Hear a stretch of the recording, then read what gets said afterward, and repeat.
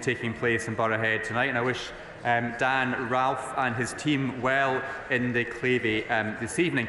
Mr Speaker, I welcome Moray Council's engagement with the Levelling Up programme. As my honourable friend will know, the Levelling Up Fund invests in infrastructure that improves everyday lives across the United Kingdom.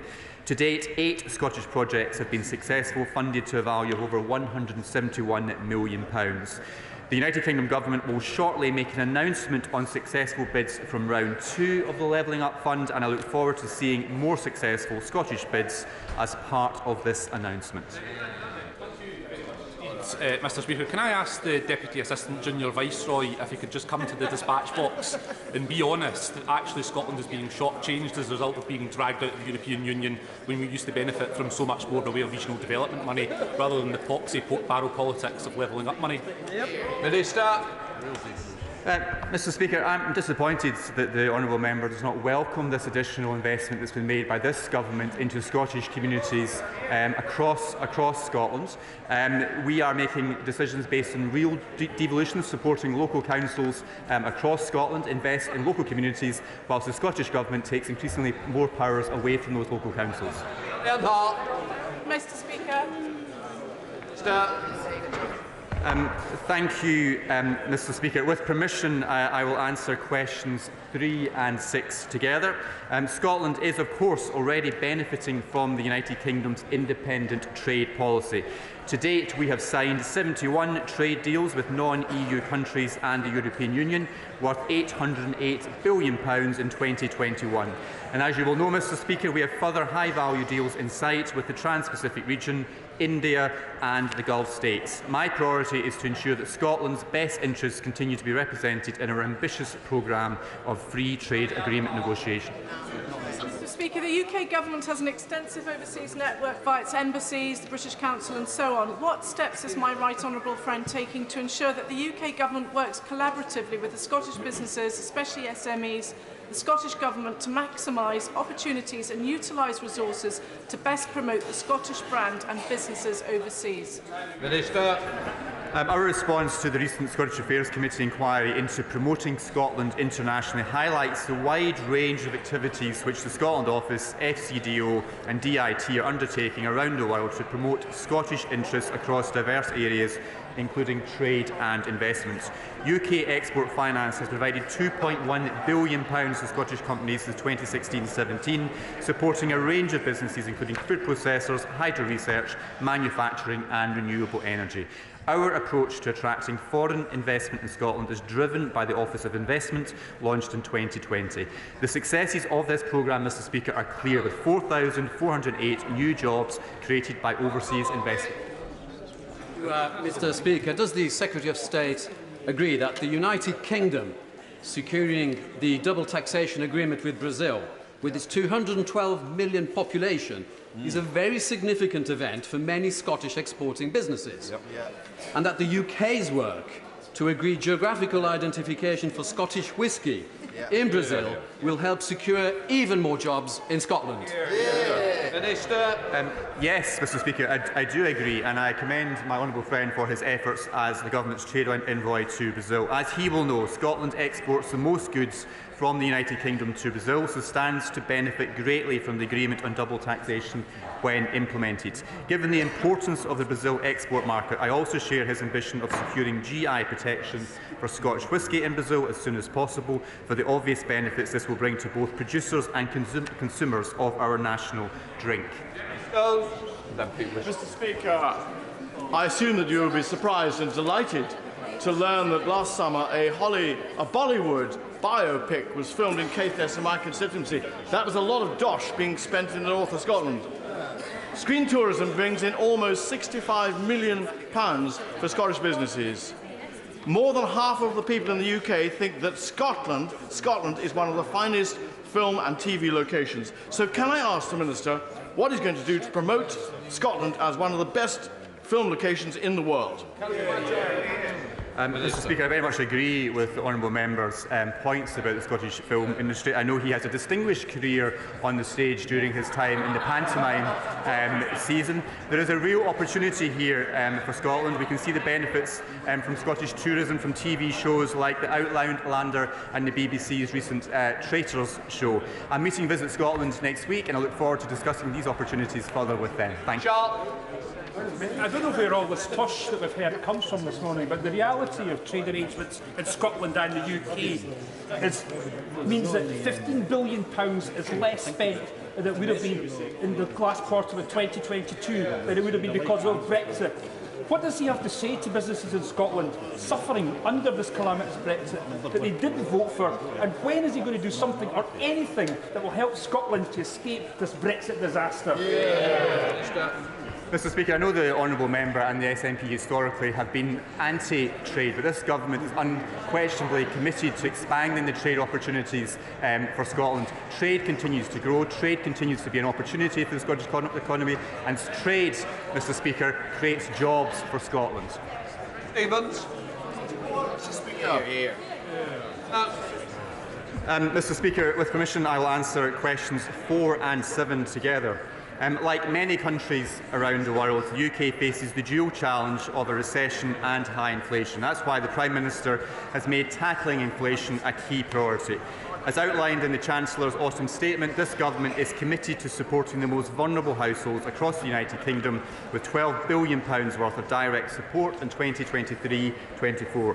Alongside this, the energy price guarantee is saving a typical household in Scotland £900 this winter.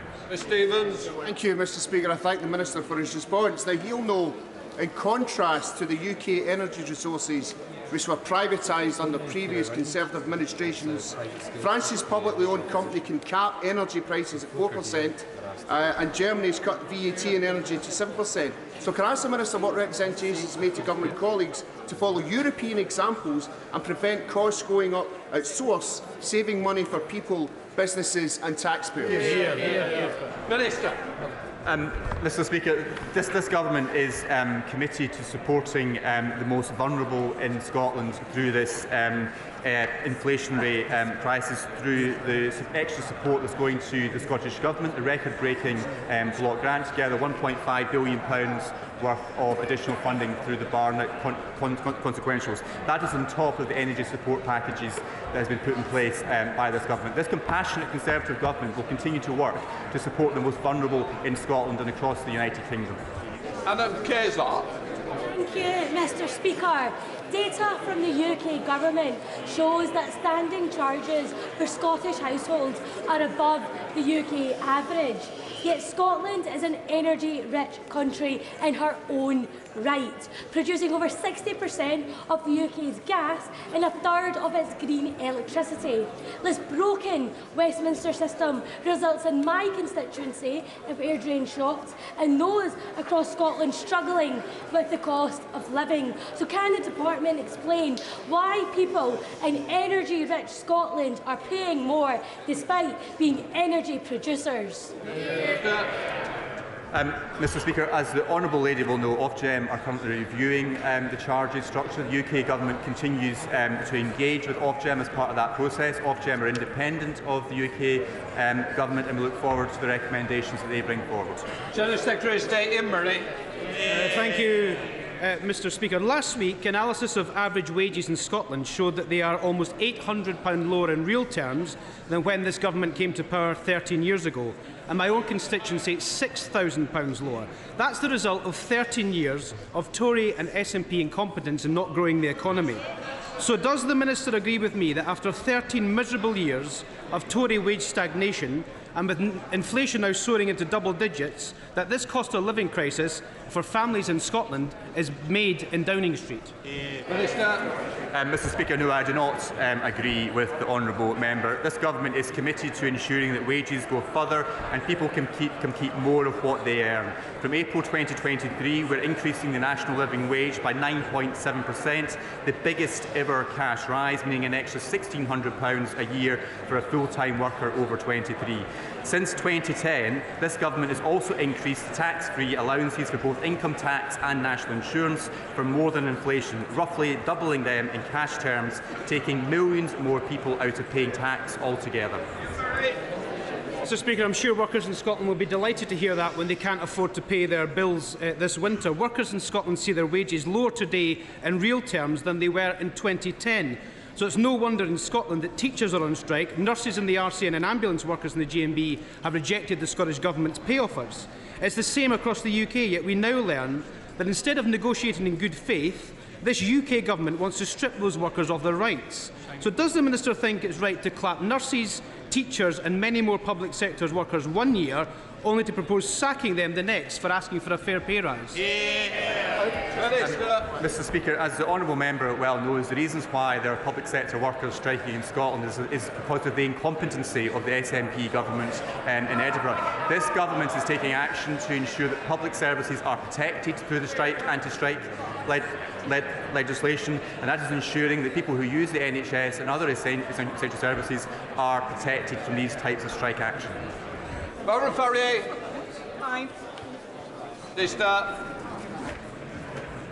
Mr Speaker, the Government's energy price guarantee continues to support households across Great Britain, including in Scotland.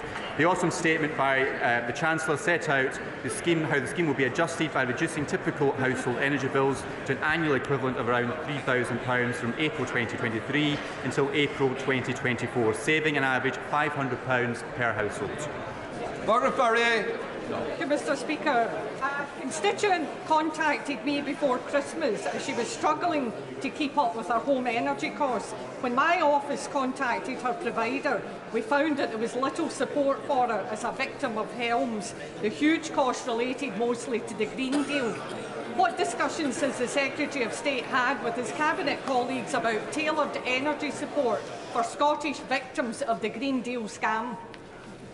Minister. Thank you, Mr Speaker. Now, the Green Deal, as the honourable member will know, was designed to make sure that people were able to make their households more energy efficient, but we've always been clear that the repayment should not have been greater than the savings being delivered. If anybody has been if the honourable lady's constituent has been missold, it's important that a complaint is made to the loan provider and ultimately to the Financial Ombudsman's services.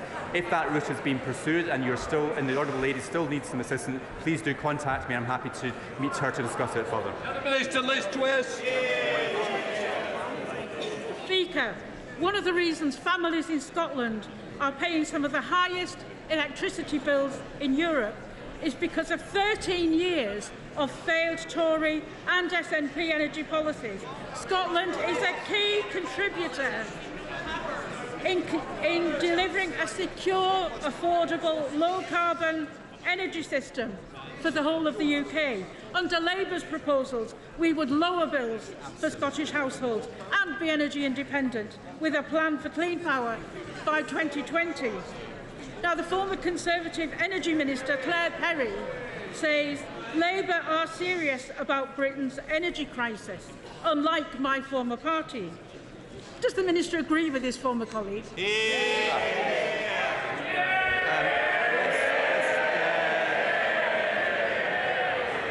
Mr Speaker, I do not agree with the honourable lady's analysis. This government remains committed to ensuring the UK has a green, secured energy supply, which I do agree with the honourable lady's assessment of the SNP's failings, and we saw that yesterday in their botched energy statement to the Scottish Parliament.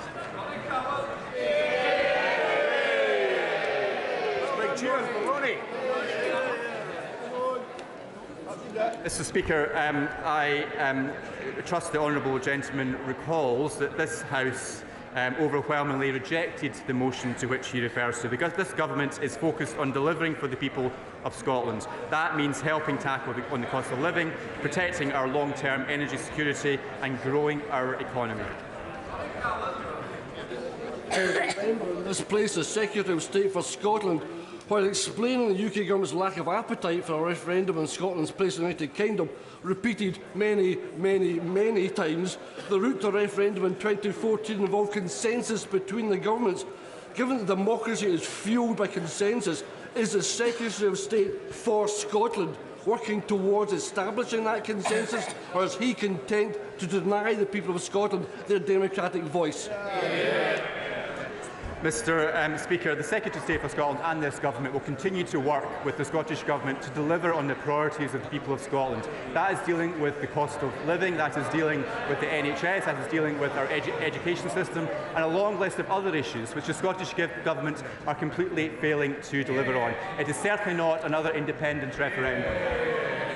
Before we come to Prime Minister's questions, I would like to point out that the British Sign Language interpretation proceedings is available to watch on Parliament Live TV.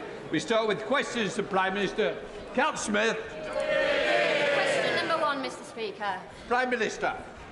Mr Speaker, this morning I had meetings with ministerial colleagues and others. In addition to my duties in this House, I shall have further such meetings later today.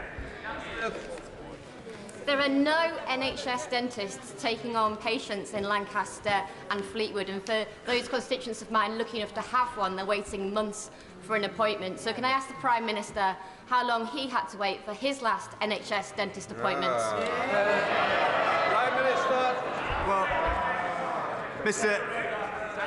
Mr Speaker, as a result of the new reformed NHS dentistry contract, there are now more NHS dentists across the UK with more funding, making sure people can get the treatment they need. But, Mr Speaker, let me answer the lady directly. I am registered with an NHS GP. I have used independent healthcare in the past. I'll answer her question. I am registered with NHS GP. I have used independent healthcare in the past, and I'm also grateful to the Friarage Hospital for the fantastic care they've given my family over the years. But the truth is, Mr Speaker, I'm proud to come from an NHS family, and that's why I'm passionately committed to protecting it with more funding, more doctors and nurses, and a clear plan to cut the waiting list. Thank you, Mr. Speaker. You are 24 times more likely to become a doctor if a parent is a doctor, 17 times more likely to become a lawyer if a parent is a lawyer, and there is a lower proportion of disadvantaged young people being admitted to degree-level apprenticeships by employers than to degrees by universities. So I warmly welcome what my right honourable friend set out last week about education and family. But does he agree with me we also need our universities, employers and professions playing their part to improve social mobility in the UK? Well, Mr Speaker, everyone should have the opportunity to succeed, and my honourable friend is absolutely right that we all have a part to play. That's why I'm pleased the Social Mobility Commission is working to provide new information to young people about the opportunities available to them, but also a toolkit for employers so that they can also play their part in improving social mobility. We now come to the Leader of the Opposition, Keir Starmer. Thank you, Mr Speaker. In the 13 years of the last Labour government, there were no national NHS strikes. If the Prime Minister had negotiated with the nurses before Christmas, they wouldn't be on strike. If he'd negotiated with the ambulance workers, they wouldn't be on strike either. So why is he choosing to prolong the misery rather than end these strikes? Prime Minister. Mr Speaker, we've always been clear that we want to have constructive dialogue with the unions. That is also why, when it comes to the issue of pay, we have accepted in full the independent recommendations of the pay review bodies. But now the honourable gentleman simply doesn't have a policy when it comes to this question. If he wants, he talks about wanting to end the strikes. The question for him is simple then. Why does he not support our minimum safety legislation? We all know why. We all know why, Mr Speaker. It's because he's on the side of his union paymasters, not patients. Mr Speaker, when I clap nurses, I meant it. His response to the greatest crisis in the history of the NHS is to threaten to sack our nurses. His Transport Secretary says it's not the solution. His Education Secretary hopes it won't apply in schools. His own assessments say it could increase the number of strikes. The simple truth is you can't legislate your way out of 13 years of failure.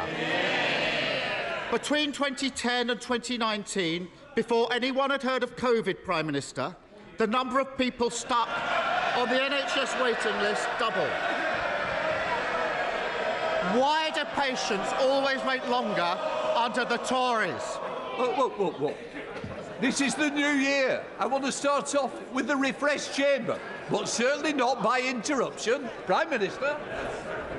Well, Mr. Speaker, he talks about the minimum safety legislation. Let's just talk about it a little bit further, because this is a simple proposition that no one denies the union's freedom to strike, but it is also important to balance that with people's right to have access to life-saving healthcare at the same time.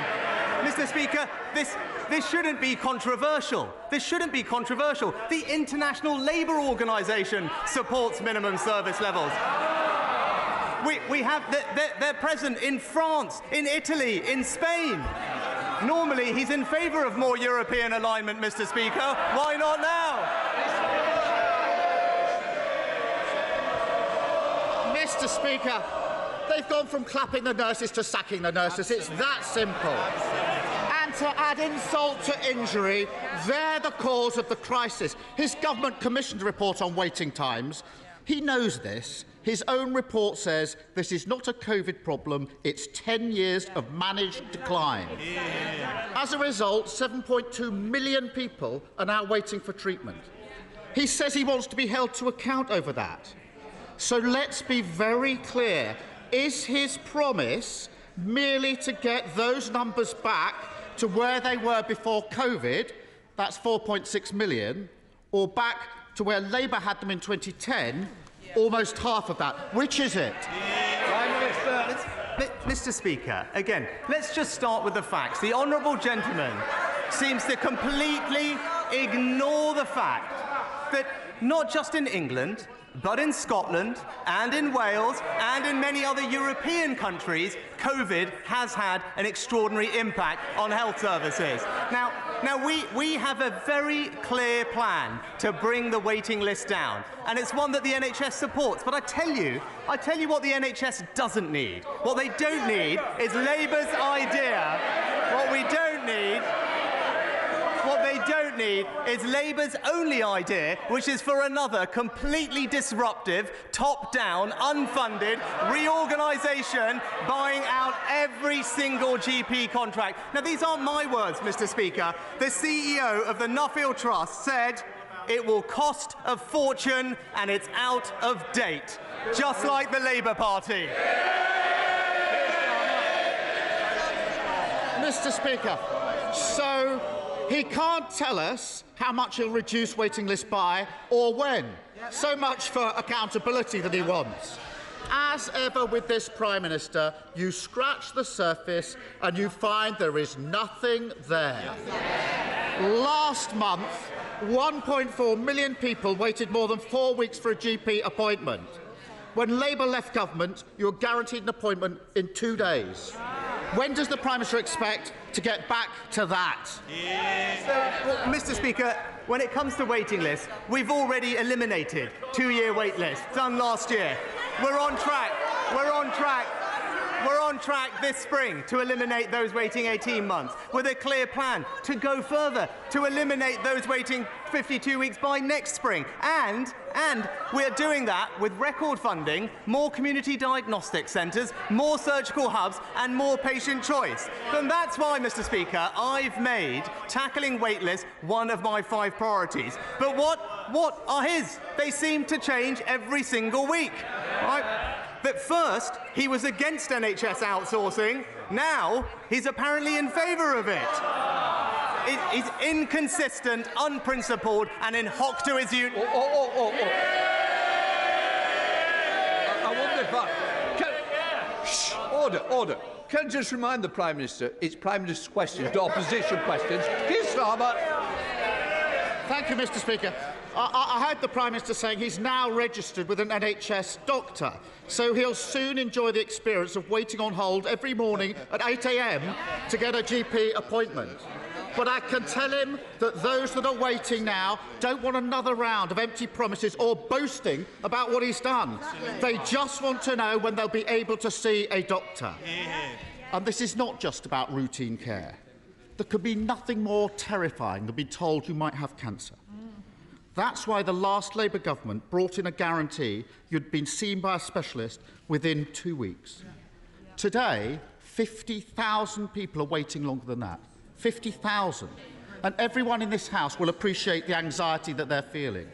So when will cancer patients once again get the certainty of quick care that they got under Labour? Mr. Speaker, why is there a challenge with cancer times right now? I tell you, again, it's just... I just absolutely no understanding of the situation, Mr. Speaker. What happened to cancer referrals during COVID?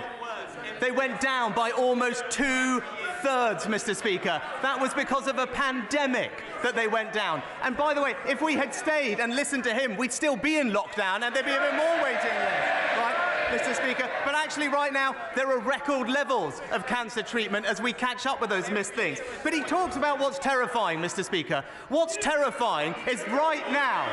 What's terrifying is that right now, people not knowing whether when they call 999, they will get the treatment that they need. Now, Mr. Speaker, in Australia and Canada and the US, they ban strikes on blue light services. We're not doing that. All we're saying is that in these emergency services, patients should be able to rely on a basic level of life-saving care. Why is he against that, Mr. Speaker? There's not a minimum level of service any day because they've broken the NHS.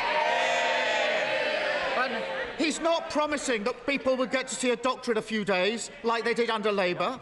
He's not promising that cancer patients would get urgent treatment, as they did under Labour. He's not even promising an NHS that puts patients first, like it did under Labour. No, he's promising that one day, although we can't say when, their record-high waiting list will stop growing. And that's it. After 13 years in government, what does it say? But the best they can offer is that at some point they might stop making things worse. Right, Minister. Well, Mr. Speaker, when it comes to the NHS, it's crystal clear. The Conservatives on the side of patients, Labour on the side of their union paymasters. Mr. Speaker, I've laid out my priorities for the country. Waiting lists down, inflation down, debt down, growth up, and the boat's stopped, Mr. Speaker. All he does is flip from one thing to another, and that's the difference between him and me. He's focused on petty politics. I'm delivering for Britain.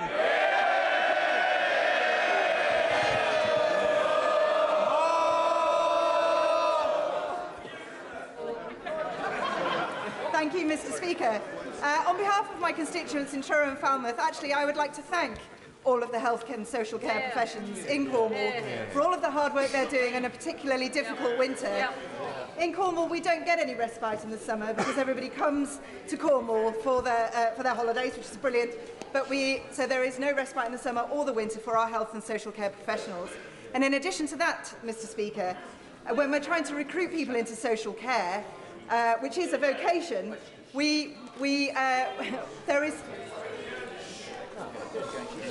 they are competing with hospitality. And I would like to ask my right honourable friend, the Prime Minister, whether he is aware of these extra challenges that places like Cornwall face in recruitment and retention. Well, my honourable friend is absolutely right to shine a spotlight, and I share with her and be incredibly proud of all our social care workers for the commitment that they have to their profession. And that's why many of them will benefit this spring from an almost 10% increase in the national living wage, putting an extra £1,600 in their pay slips. But also, we want to make sure that they feel valued with professional development, training and career progression, and the £500 million investment we're putting into the social care workforce will do exactly that for hers and other workers. We now come to the leader of the SNP, Stephen Flynn. Mr. Speaker, the longest and deepest recession in the entire G7. Brexit, 13 years of Tory rule. The energy price crisis, inflation and interest rates. If the people of Scotland are to do the math, as the Prime Minister so hopes, will they not come to the conclusion that this union simply doesn't add up? Well, I'm pleased the honourable gentleman brought up energy, and he's right to do that, because energy, and when it comes to the economy, is incredibly important to Scotland's energy, and actually Scotland will play a fantastic part in helping us transition to net zero.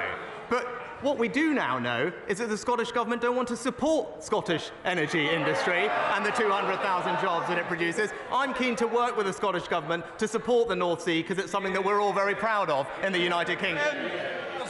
But Mr. Speaker, if he wants to talk about the fact that Scotland is energy rich but fuel poor on Westminster's watch, I am more than happy to do so. But for today, let's reflect upon numbers, and in particular those numbers which were shone a light on by Sam Coates of Sky, in particular those in relation to the Prime Minister's favourite potential successor, which showed that over the course of 4 months, from 4 speeches, he raked in excess of £1 million.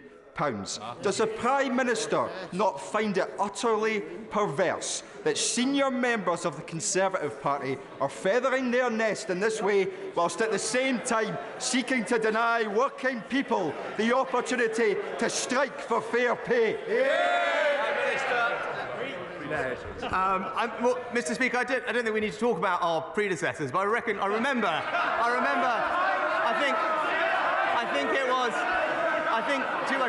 I think it was one of his predecessors that did indeed work for Russia Today, if I'm not mistaken.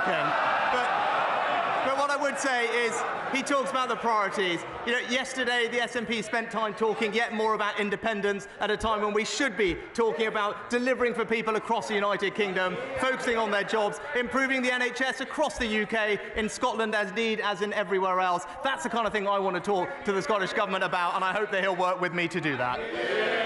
Thank you, Mr. Speaker. Conservative governments have a proud record of supporting the UK steel industry. So can I thank my right honourable friend, the Prime Minister, for the work that he has already done for steel.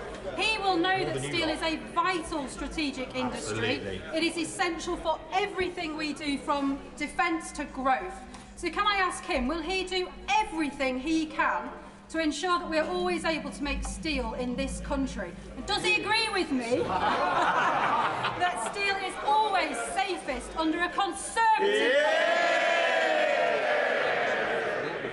Mr. Speaker, my honourable friend is a fantastic champion for the steel industry, and this government remains committed to a thriving UK steel industry. That's why our support for steel includes almost £800 million in relief for electricity costs, and steel companies are eligible to bid for up to £1.5 billion in capital grants to speed their transition to net zero steel production. Liz Saville-Roberts. And I'm sure the whole House will wish to join me in wishing all the best to Gareth Bale, the former captain of the Wales men's soccer team, who's been a national inspiration and took Wales to the Football World Cup. This Tory government attacks dedicated health and ambulance staff, but disruption from strikes is as nothing compared with the chronic disruption caused every day by their 13 years butchering of health budgets. Meanwhile, Labour's Health Secretary in Wales follows the Tory playbook, blaming patients themselves for the standards of their health. But the reality is this: health services in Wales suffer from a combination of mismanagement by Labour and a Westminster funding system which perpetuates poverty. Yeah, indeed. Levelling. Prime Minister. Far too long. The Prime Minister must have got Will you therefore commit to funding Wales in public? Prime Minister, you can't go on forever, Liz.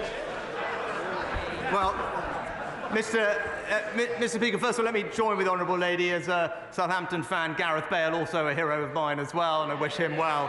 But when it comes to funding Wales, it's as a result of the funding from Barnet that the Welsh Government receives around significantly more funding than the NHS in England, but also £1.2 billion of extra funding as a result of the autumn statement. And I'd say what I said to the Leader of the Opposition: this isn't about actually political point scoring. The NHS is under pressure in Wales, as it is in Scotland and in England, in large part because of the impact of a global pandemic, and she would do well to recognise that. Thank you, Mr. Speaker. Mr. Speaker, unlike parties opposite, including the Scottish National Party and even the member for Aberdeen South, I know my right honourable friend supports or recognises the critical role that oil and gas companies and their employees critically have in not only providing energy security but also delivery of the energy transition to net zero. Can he therefore confirm that this government's ongoing commitment to expanding on our carbon capture utilisation and storage capacity, including the Acorn project in St Fergus in my constituency, and can he provide an update on the Track 2 sequencing? Prime Minister. Mr. Speaker, my honourable friend is a fantastic champion and campaigner for this project. We will invest up to £1 billion to establish carbon capture and storage in 4 industrial clusters by 2030. We very much recognise the benefits of the Scottish cluster and the role it could play in decarbonisation, and we're progressing our track through, and we'll set out further details in due course. Davis Jones. Mr. Speaker, the Times recently reported that schools across the UK are in crisis as the effects of online influencer Andrew Tate's vile misogyny infiltrates our classrooms and society. Teachers are now having to develop their own resources to re-educate boys who are being brainwashed online by his deeply toxic messaging. The Prime Minister has been too slow to recognise this damage this is causing. What has he done? What is his government doing to tackle this misogyny, this incel culture and the radicalisation of young men in this country? And will he commit to giving teachers the resources that they need to address this problem head-on? Mr. Speaker, with regard to funding, we announced in the autumn statement £2 billion of extra funding for our schools. But I'm also proud that this government has introduced the world-leading, world-first online safety bill, which specifically improves protections for children and puts very strict obligations and penalties on tech companies for enforcing them. Thank you, Mr. Speaker. The Building a Brighter Future project at Torbay Hospital will be the biggest single investment in South Devon's healthcare services since the NHS was founded in 1948. Can you assure me the government's commitment to it remains unchanged? My honourable friend is a fantastic champion for his local hospital and his constituents. I'm pleased to say that the new hospital scheme for Torbay is part of our plan to deliver dozens more hospitals by 2030. We will remain committed to the delivery of that new hospital, and I'm pleased that his trust are talking to the new hospital programme team about how to progress those plans. Alex Cunningham. Thank you very much, Mr. Speaker.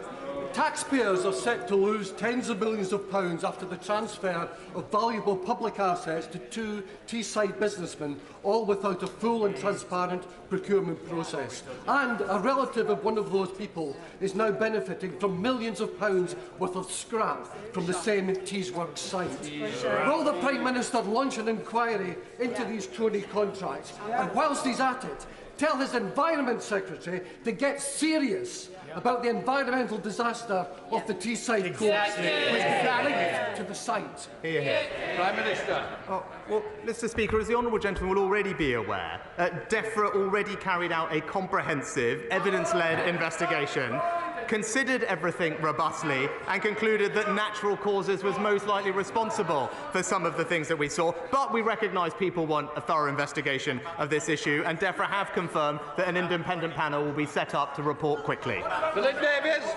Thank you, Mr. Speaker. Labour-controlled Bradford Council continually neglect the needs of Bingley and other parts of my constituency as they pour all of their money into their inner-city heartlands.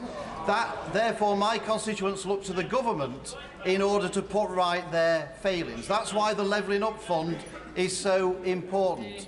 So, will the Prime Minister insist that the Levelling Up Fund for Bingley, which has been submitted, which will also unlock many millions of pounds of private sector investment, will he insist that that bid is successful when the announcement's made in the near future? What about mine? Prime Minister. Well, Mr. Speaker, unlike the Labour Council, my honourable friend is a fantastic champion for his constituents in Bingley. As I have told him previously, I can't comment on individual bids, but I wish him every success and will be following with close interest how it proceeds. Caroline Harris. Caroline Harris. Thank you, Mr. Speaker. Does the Prime Minister believe that over 40,000 interactions by either social media, email or letter regarding the poor customer service and working conditions at the delivery company Every warrants an investigation by the relevant government department? His ministers in Bays think not. But I'm sure the Prime Minister would want the general public to believe that he at least is interested enough in this problem to take action. Prime Minister. So, well, Mr. Speaker, I'm aware that other government ministers have looked into this issue and are currently considering the matter at hand, and I'd be happy to write to her when we learn more about the situation. The Bruce. Speaker, does the Prime Minister agree that the right way to secure the best future for the British people is to deliver on the people's priorities and secure a strong economy? Yeah. And will he confirm that he will not make any unfunded spending commitments which would rack up billions of debt, as the party opposite have done in the last week? My honourable friend is absolutely right. If we want to safeguard the future of our public services and make sure that our young people inherit a strong economy, we must be disciplined on spending and borrowing. She's absolutely right about no unfunded spending commitments. Unlike, as she says, the party opposite, at last count, £90 billion of unfunded spending commitments. It's the same old Labour, Mr. Speaker. They always run out of other people's money. Thank you. Thank you, Mr. Speaker. Less than half of Wakefield's children managed to see an NHS dentist last year. My constituent, Mr. Fakazai's 6-year-old daughter, has never seen an NHS dentist. She has 10 teeth, which are black with decay, and is often crying with pain. Her father feels helpless. He's called every dentist in Wakefield for a place, but hasn't managed to secure one. Over 25% of 5-year-olds in Wakefield already have visible tooth decay.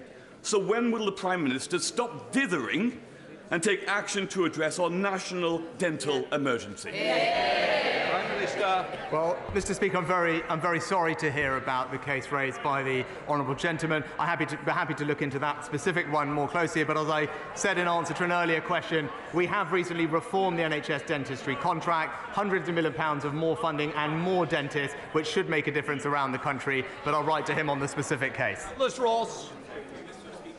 Scotland's oil and gas industry supports 90,000 Scottish jobs, but yesterday Nicola Sturgeon's SNP government published plans calling for as fast as possible shutdown of the industry and an end to new exploration. These plans are naive and reckless and were previously described by the SNP leader in this House as crazy. So will the Prime Minister reaffirm his support for Scotland's oil and gas workers and the future of our industry? Prime Minister. Mr. Speaker, honourable friend is absolutely right. We know that we will have to rely on hydrocarbons for decades to come as we transition to net zero. And consuming oil and gas from the North Sea means less than half the carbon footprint of importing that same oil and gas, which obviously makes sense to do it here and in the process support tens of thousands of jobs in Scotland. So I can reassure him that the Scottish oil and gas industry has this government's wholehearted support. Thank you, Mr. Speaker. The Tory crisis in the NHS includes ophthalmology, the largest and busiest outpatient service. There are more than 650,000 people waiting to see an eye care specialist. Will the Prime Minister back my bill calling for a national eye health strategy that would ensure that nobody waiting to see a specialist will go without and potentially lead to a complete loss of sight? Prime Minister.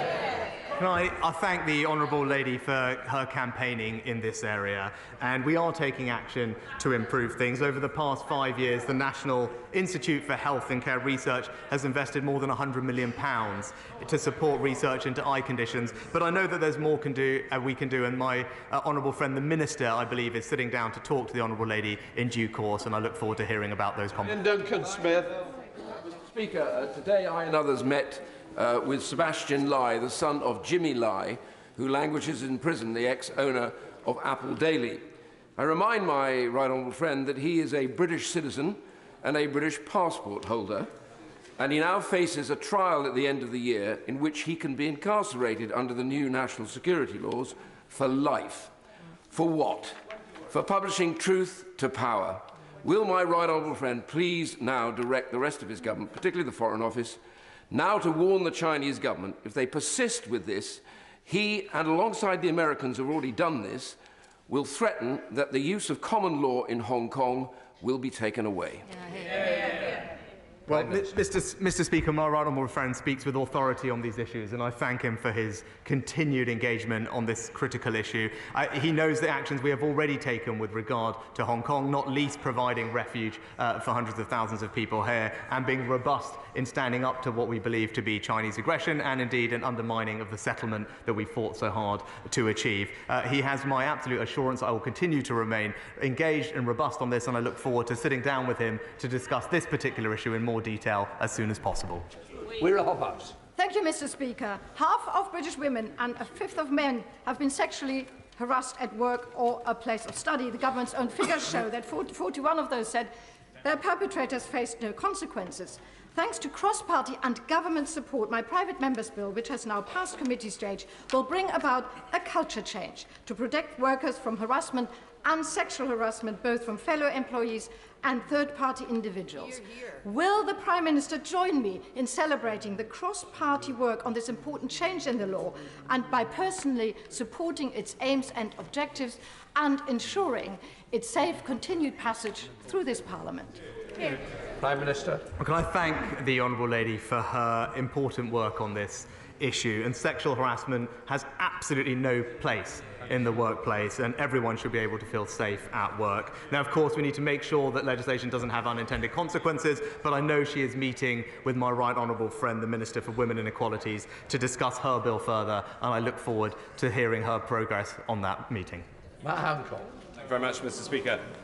Does the Prime Minister agree with me that the disgusting anti-Semitic, anti-vax conspiracy theories that have been promulgated online this morning are not only deeply offensive but anti-scientific and have no place in this House or in our wider society? Prime Minister. Well, can I join with my right honourable friend in completely condemning those types of comments that we saw this morning in the strongest possible terms? Obviously, it is utterly unacceptable to make linkages and use language like that, and I'm determined that the scourge of anti-Semitism is eradicated. It has absolutely no place in our society, and I know that the previous few years have been challenging for the Jewish community, and I never want them to experience anything like that ever again. Final question, Nadia Whitten. Thank you, Mr. Speaker. Mr. Speaker, a 95-year-old constituent of mine spent 41 hours in A&E.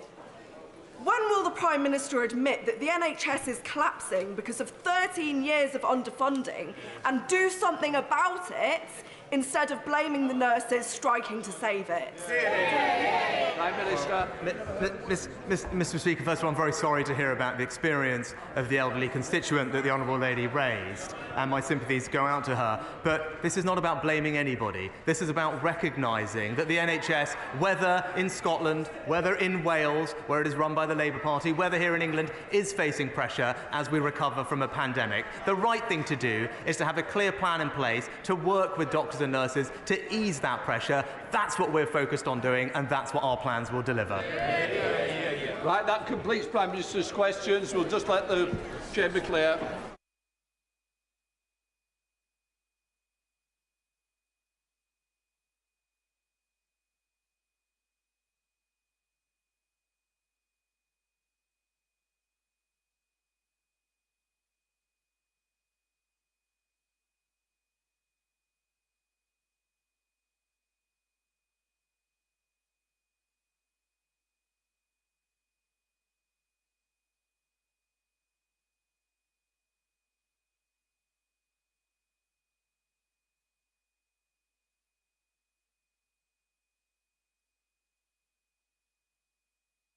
Right, let us come to the 10-minute rule bill.